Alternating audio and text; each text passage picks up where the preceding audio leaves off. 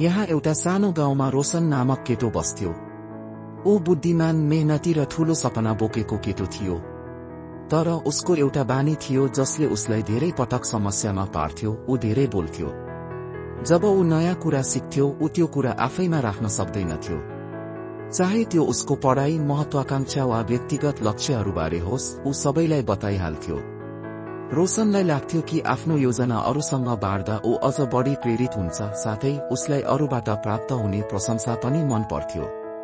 उसका साथीहरू उसका विचारबाट प्रभावित हुन्थे, परिवार उसका सपनाबाट गर्व महसुस गर्थ्यो र शिक्षकहरू उसलाई हौसला दिन्थे। तर यति धेरै बोल्ने बावजुद रोशनले खासै उपलब्धि हासिल गर्न सकेको थिएन। एक दिन गाउँको मन्दिरमा उसले गुरुजी नामक एक बुद्धिमान वृद्ध मानिसलाई भेट्यो। गुरुजीले रोशनलाई धेरै पटक उसको भविष्यको बारेमा बोलिरहेको देखेका थिए। त्यस दिन गुरुजीले रोशनलाई बोलाएर सोधे, बाबु, तिमी सधैँ आफ्नो सपना र लक्ष्यहरूको बारेमा बोल्छौ, तर के तिमीले तिनीहरू पूरा गर्न सकेका छौ? रोशन केही छिन सोच्न बाध्य भयो। उसले धेरै लक्ष्यहरू तोकेको थियो, तर धेरै कम हासिल गर्न सकेको थियो। ऊ बस्यो, गुरुजी, म मेरो तर्फबाट सक्दो कोसिस गर्छु, तर सबै कुरा योजना अनुसार हुँदैन। गुरुजी मुस्कुराउँदै भने, ल, म तिमीलाई एउटा कथा सुनाउँछु जसले तिमीलाई यसको कारण बुझ्न मद्दत गर्नेछ। धेरै वर्ष अघि एउटा गाउँमा बले नामक किसान बस्थ्यो। ऊ गरिब थियो, तर धेरै मेहनती पनि थियो। उसको ठूलो सपना थियो उसको आफ्नै ठूलो खेत हुनेछ, जहाँ प्रशस्त बाली फल्नेछ। प्रत्येक दिन ऊ निकै मेहनत गर्थ्यो र पैसा बचाउँथ्यो। तर उसको एउटा नियम थियो, ऊ कहिले आफ्नो योजना अरूसँग बाँड्दैनथ्यो।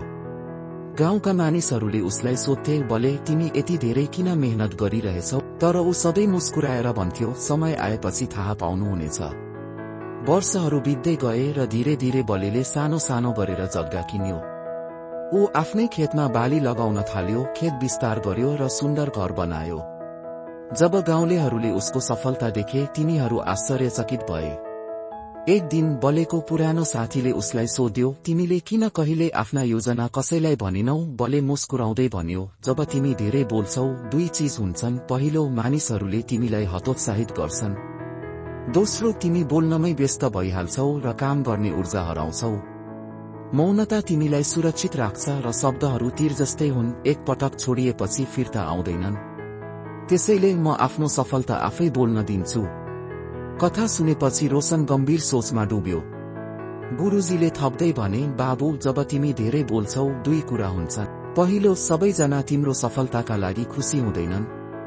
दोस्रो, तिमी लक्ष्य प्राप्त गर्नु अघि नै उत्साह गुमाउँछौ।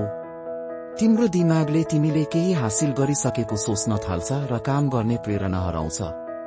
अब रोशन बुझ्यो कि किन उसका योजना असफल भइरहेका थिए। ऊ धेरै कुरा बोल्नमा व्यस्त थियो, तर वास्तविक काम गर्न ऊ पछि परिरहेको थियो।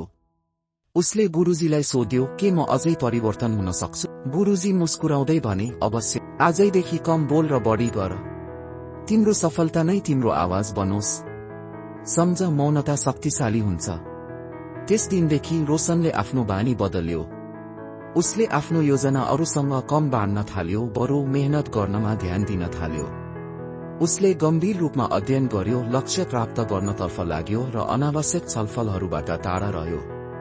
केही महिनापछि रोशनले ठूलो परिवर्तन अनुभव गर्यो। ऊ अघि भन्दा धेरै नै उपलब्धि हासिल गरिरहेको थियो। उसले पढाइसँग सँगै सानातिना व्यापारमा हात राखेको थियो। विभिन्न तालिमहरूमा पनि सहभागी हुने गर्दथ्यो। त्यसले गर्दा फाइनान्सको बारेमा राम्रो ज्ञान हुँदै गयो। उसको आत्मविश्वास बढ्यो। अब उसलाई बाहिरी प्रशंसा वा मान्यताको आवश्यकता परेन। जब अन्तिम परीक्षाको नतिजा आयो, रोशन क्याम्पसको सर्वोत्कृष्ट विद्यार्थी बन्यो। सबै अचम्ममा परे। उसका साथीहरूले सोधे, तिमीले यो कसरी गर्यो? रोशन मुस्कुरायो र गुरुजीका शब्दहरू सम्झ्यो, मौन बन, सबै प्राप्त गर। वर्षौंपछि रोशन एक सफल व्यवसायी बन्यो, जसको कथा अरूलाई प्रेरित गर्न थाल्यो। उसले प्रमाणित गर्यो कि वास्तविक सफलता कुरा गरेर होइन, काम गरेर आउँछ।